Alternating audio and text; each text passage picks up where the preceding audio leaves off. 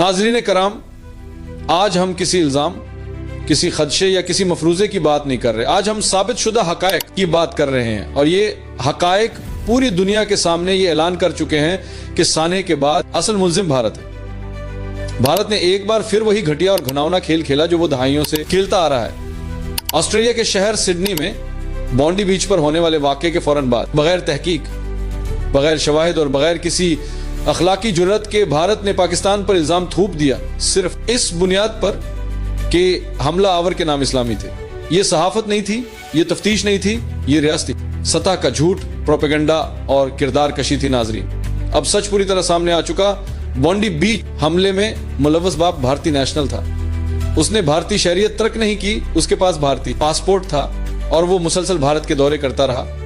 ये कोई इत्तेफाक नहीं, ये एक वाज़ेह लिंक है। और अब आते हैं उस इंकशाफ पर जिसने भारत को आलमी सतह पर नंगा कर दिया है। फिलीपींस में भारतीय मिलिट्री डिफेंस अटैश उन्हीं दहशतगर्द अनासिर से खुफिया मुलाकातें करता रहा जिनके रवाबित बॉन्डी बीच हमले से जा मिलते हैं। ये मुलाकातें अब राज नहीं रहे, उनकी तस्वीर सोशल मीडिया पर वायरल हो चुकी हैं। ये तस्वीर पूरी दुनिया देख चुकी है। ये सबूत अब किसी फाइल में बंद नहीं, ये अवामी अदालत में मौजूद है।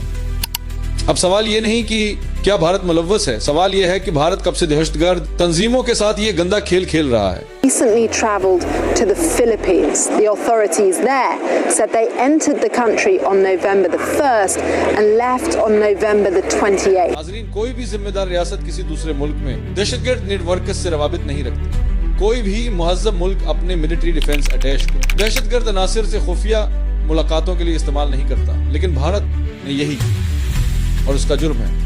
फिलीपींस में असलहा की गैर कानूनी तरसील, मकामी इंतहा पसंद गिरोहों को मजबूत करना और फिर दुनिया की आंखों में धूल झोंकने के लिए हर हमले का इल्जाम पाकिस्तान पर डाल देना, ये भारत की पुरानी आजमूदा और बेनकाब हिकमत अमली है। नाजरीन, अब भारत के पास कोई चेहरा नहीं बचा, कोई अखलाकी जवाज नहीं बचा, कोई सफारती साख नहीं बची। दुनिया देख चुकी है कि भारत खुद दहशतगर्दी के नेटवर्क चलाता है और फिर खुद को मजलूम जाहिर करता है। अब ये भी वाज़ेह हो कि भारत तहकीकात से क्यों भागता है, बैनुल अक़वामी कमीशन क्यों नहीं चाहता और क्यों हर वाक़े के फौरन बाद पाकिस्तान को मुजरिम करार दे देता है। क्योंकि भारत जानता है कि अगर गैर जानिबदार तहकीकात हो गई तो कठहरे मैं खुद भारत खड़ा होगा। आखिर में नाजरीन, ये कहना बिल्कुल दुरुस्त होगा कि भारत अब आलमी बिरादरी में मुंह दिखाने के काबिल नहीं रहा। उसके गुनाहों ने खेल दहशतगर्द तंजीमों के साथ रवाबित और रियासती झूठ सब कुछ दुनिया के सामने आ गया।